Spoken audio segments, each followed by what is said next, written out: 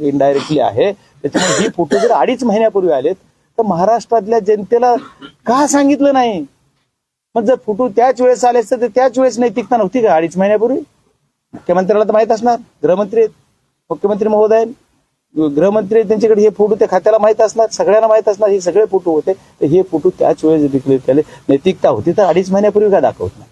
आणि नाही तुम्हाला घ्यायचाच होता त्यावेळेस का घेतला नाही? पण आम्हाला ह्या राजीनाम्यावर यायचंच नाही. राजीनामा झाल्यानं नाही झाल्यानं आम्हाला काही फरक पडत नाही. आम्हाला याच्यात तुम्ही सामील आहात तर तुम्हाला याच्यात आलंच पाहिजे, तुम्हाला याच्यात घेतलं पाहिजे असं आमचं मत आहे. जर याच्यामध्ये इनडायरेक्टली यांचा समज असेल तरी सुद्धा याच्यात ही अट झाली. तुम्ही हे फोटो कधी पाहिले आणि फोटो पाहिल्यानंतर काय?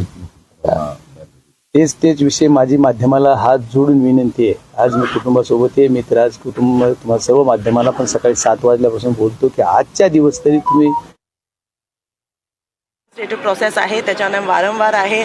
त्या कुटुंबाशी सुद्धा माझा संपर्क आहे आणि मला खरंच आपल्या मुख्यमंत्र्यांचे त्यांनी स्वतः हे लक्ष घातलं म्हणून हा प्रकरण इथपर्यंत तरी आतापर्यंत आले का. तर हे जे प्रवृत्ती आहे ही जे आतापर्यंत बीड जिल्ह्यामध्ये कशा घटना होत होत्या हे कुठेतरी या घटनेमुळे आता बदल दिसला आहे. यामध्ये धनंजय मुंडेंना सह आरोपी करायला पाहिजे का, काय मागणी होते? कारण की खंडणीची बैठक जी आहे ती सातपुडा बंगल्यावरती झालेली होती. माझा सगळे जे या प्रकरणामध्ये माझे विचार आहे, थॉट्स आहे, मी माझ्या मुख्यमंत्र्यांसाहेबांकडे हा दिलेले आहेत आणि त्यांच्याकडे सुद्धा अशा मागण्या केलेल्या आहेत.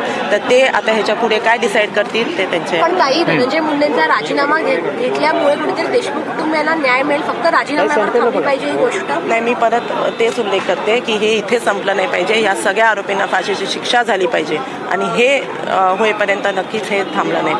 परंतु ताई ह्या सगळ्या घटना म्हणजे अर्थात बीड जिल्ह्यात अनेक